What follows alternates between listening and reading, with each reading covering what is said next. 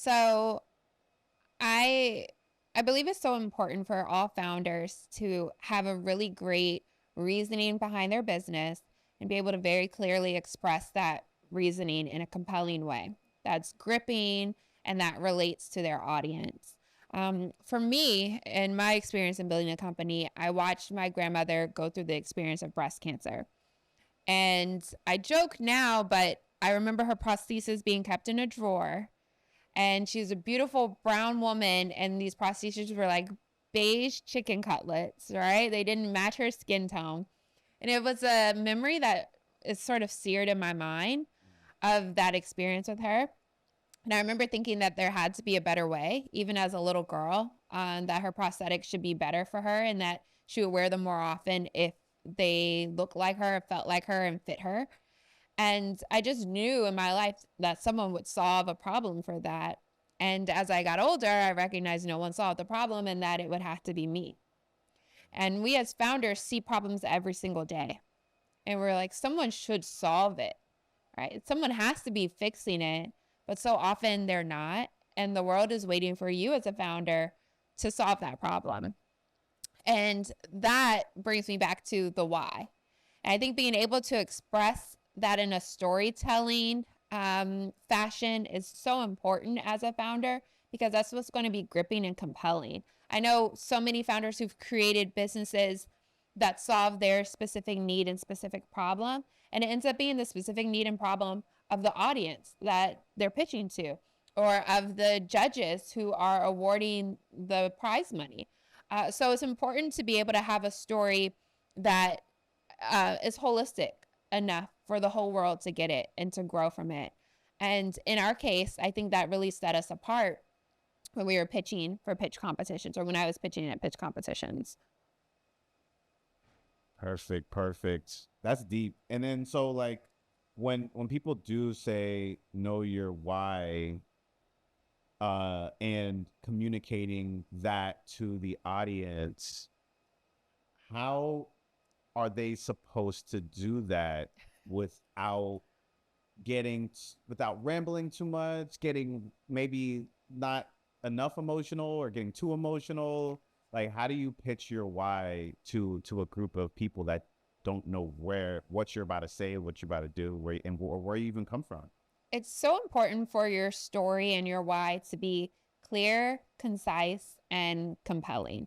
So when I say clear, it needs to have a beginning and an end that you memorize generally. Not that you spit off verbatim out of your mind, but that you know how to start the story and how to finish it. For instance, in my story with my grandmother, it reflects back to my childhood and then it puts us in the now of what I've built. That's it. They don't need to know my grandmother's favorite color or all the things about her. I think a good story has a clear beginning and a clear end. You want to keep it concise. People can nod off if you start going into long diatribes or if you start venturing down a road that they can't relate to. And you want to be compelling so that they can sort of feel who the person was. I did a really great storytelling workshop where I learned that there are some great descriptive factors.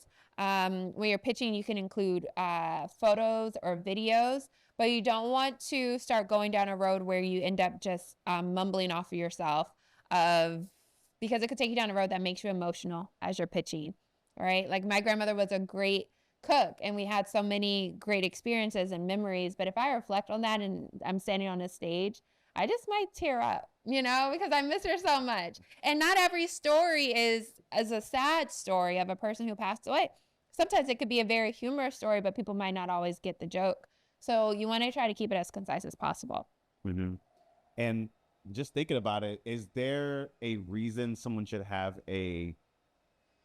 that same story? They should have a 30-second version, a 5-minute version, and like a 30-minute version? Yes. I would definitely say you want to have a short version and a long version of the story. One that is digestible, very quick, a soundbite that people can remember. And then a longer version that gives a bit more detail and explains out the process of how you did things. For me, it was very much fate and destiny and God when I met my business partner at a breast cancer walk and was introduced from my makeup artist who ended up passing away from breast cancer. But that can be long, right? And some people, when you're over dinner and you have conversation time, that's a great time to break it down to them. There are other people who just got to get in and out. They want to hear that story quick, and they want bites that are memorable, that they can remember and take away. So having that is really important. I would also say having like a catchy tagline for your business is really important. So saying we're the X of Y. For us, we're the Warby Parker of boobs. When I say that, people get it. They understand what Warby Parker is. They understand what boobs are, and they understand that we're not taking ourselves so seriously, even though we're a durable medical equipment business. So being able to have like a concise tagline like that is really important too. So tell me a little bit about defining your business and its mission. So I've learned a lot of lessons in figuring out our business and our mission. And what I've learned is that it's important to think of your business or your brand in like a persona, like a person from head to toe, right? So there are some businesses and brands that are jovial, funny. There are others that are serious, elegant. There's some that are casual and fun and funky. So I sort of think of it as a person, and I think about her as, in my mind, it's a actual person. I think about what she wears, where she drives, where she goes, and that sort of becomes emblematic of what my company will be.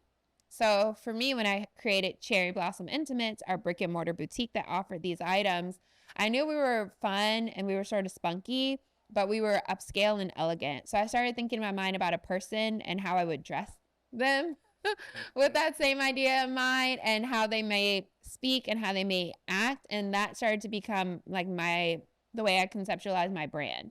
So I can almost do this for any brand in the world, right? So like, let's say Nike, for instance. When I think about Nike, if it were a person, I think about it's a person who moves their body a lot. It's a person who it speaks quickly, right? So when I shape my brand identity, I would shape it in that same way. When I think about the tone of voice, I would think about it in the same way. And it's sort of merging the idea between like a ideal customer and a brand identity and persona. I think about it in my mind as an actual physical person.